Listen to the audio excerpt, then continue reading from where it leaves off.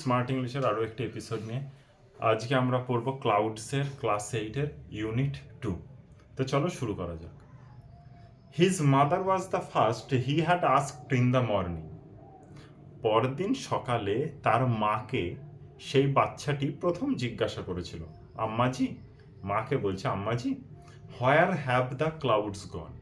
মেঘগুলো কোথায় গেছে? Who has gone where? আম্মাজি সেড।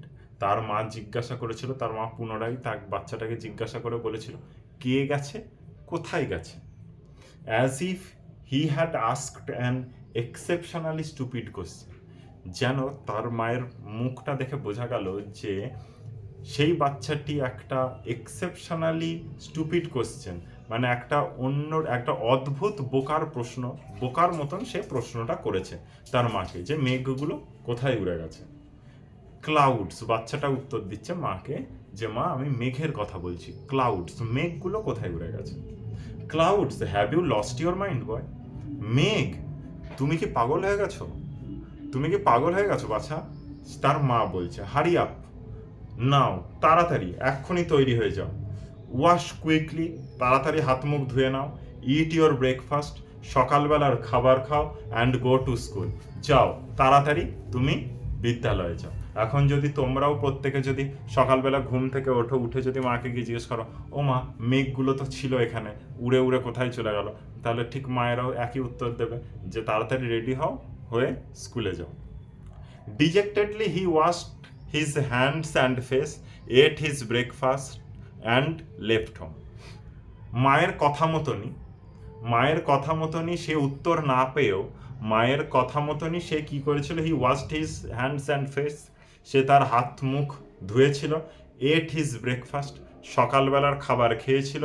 অ্যান্ড লেফট হোম, এবং বাড়ি থেকে বেরিয়ে সে স্কুলের উদ্দেশ্যে রওনা দিয়েছিল। বাট, কিন্তু, দ্য কোয়েশ্চেন স্টিল হান্টেড হিম, কিন্তু সেই প্রশ্নটা, যে প্রশ্নের উত্তর সে কোথাও পাচ্ছিল না, সেই প্রশ্নটা এখনো তাকে হন্টেড, মানে তাড়িয়ে নিয়ে বেড়াচ্ছিল। হোয়ার ডিড দ্য ক্লাউডস গো? মেঘগুলো কোথায় গেল? হি remembered what he had seen the night before. তার এখনো পরিষ্কার মনে আছে সে গতকাল রাত্রিবেলা ঠিক কি দেখেছিল। Clouds gathering in the dark sky, সে দেখেছিল কালো ঘন মেঘ জড়ো হচ্ছিল আকাশে। বাট, কিন্তু, when he went to sleep, কিন্তু যখন সে ঘুমাতে গিয়েছিল, দ্য স্কাই ওয়াজ ক্লিয়ার, আকাশটা ছিল একেবারে পরিষ্কার। অ্যান্ড ফুল অফ স্টার্স, এবং আকাশে একেবারে তারাই ভর্তি ছিল। হোয়েন হি ওক এগেন, যখন সে পুনরায় আবার জেগে উঠেছিল, ঘুম থেকে যখন সে পুনরায় জেগে উঠেছিল, he had no idea of the time, তার কোনো ধারণা ছিল না যে তখন ঠিক কটা বাজে। অল হি নিউ, শুধুমাত্র সে এটা জানতো, ওয়াজ দ্যাট, যে it was the middle of the night, শুধুমাত্র সে এটা জানতো যে এটা ছিল রাতের মধ্যে বা মধ্যরাতে তার কোনো সময় একটা ঘুম ভেঙেছিল, সেটা সে জানে। কটা বাজতো সেটা সে জানতো না। Up there in the sky the clouds are rumbling, সে দেখেছিল সেই মধ্যরাতে যে আকাশে ক্লাউডস আর রাম্বলিং, ঘন কালো মেঘগুলো সব দলা বাঁধছিল বা জড়ো হচ্ছিল। In the occasional flashes of the lightning they were dense and black, মাঝে মধ্যে যখন লাইটেনিং মানে বিদ্যুৎ চমকাচ্ছিল, সেই বিদ্যুতের আলোতে দেখা যাচ্ছিল যে আকাশটা পুরো ঘন, ডেন্স মানে ঘন, ঘন কালো মেঘে ভর্তি। It looked as if it will be raining, যেন দেখে মনে হচ্ছিল যে বৃষ্টি তো অবশ্যই হবে। Rain will have ruined his sleep, সেই ছেলেটা শুয়ে শুয়ে ভাবছিল যে এই বৃষ্টি হলে তাহলে আমার কি হবে, ঘুমটা আমার নষ্ট হয়ে যাবে। ঠিক আছে, বৃষ্টি হলে ঘুমটা নষ্ট হয়ে যাবে। হি নিউ, সে জানতো।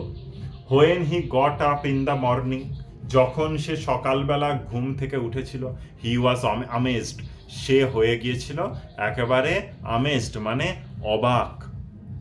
The sky was clear and empty, আকাশটা ছিল একেবারে পরিষ্কার, একদম খালি। Not a trace of rain in the courtyard, আর বাড়ির উঠোনে, সেই ছোট্ট বাচ্চাটার বাড়ির উঠোনে এক বিন্দু জলের দানাও পড়েছিল না। ঠিক আছে? He was surprised and saddened. সে যেমন অবাক হয়েছিল তেমনই সে দুঃখও পেয়েছিল। The clouds had moved across the skies without shedding a drop of rain.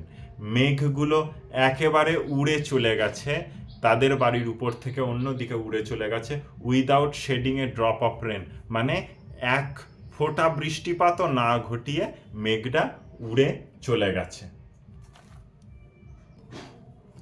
and it saddened him to think that he had fallen asleep. এবং এটা ভেবে সে খুব আরো দুঃখিত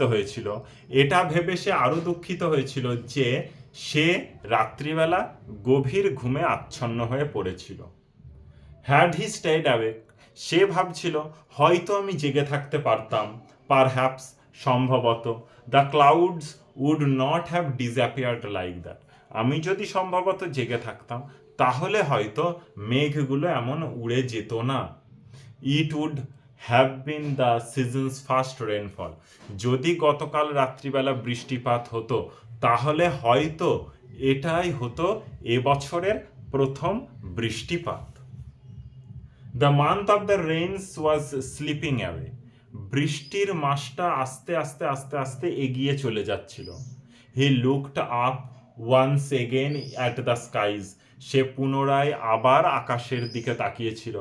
not a single patch of cloud, একটা দলাও মেঘ বা কোনো মেঘের কোনো নামও ছিল না একদম, ঠিক আছে? নট এ প্যাচ, একটা দলা মেঘও আকাশে ছিল না। The sun beat down on his head from the clear sky, আকাশের উপর থেকে সূর্য প্রচণ্ড জোরে বা তীব্রভাবে আলো দিচ্ছিল, একদম প্রচণ্ড সূর্যের তাপ ছিল, পরিষ্কার আকাশ থেকে সূর্যের প্রচণ্ড তাপ ছিল। ইন দ্য ফিয়ার সিট, সেই প্রচণ্ড তাপে হি ওয়াকড বিটুইন দ্য ফিল্ডস, সে হেঁটে যাচ্ছিল মাঠের মধ্যে দিয়ে।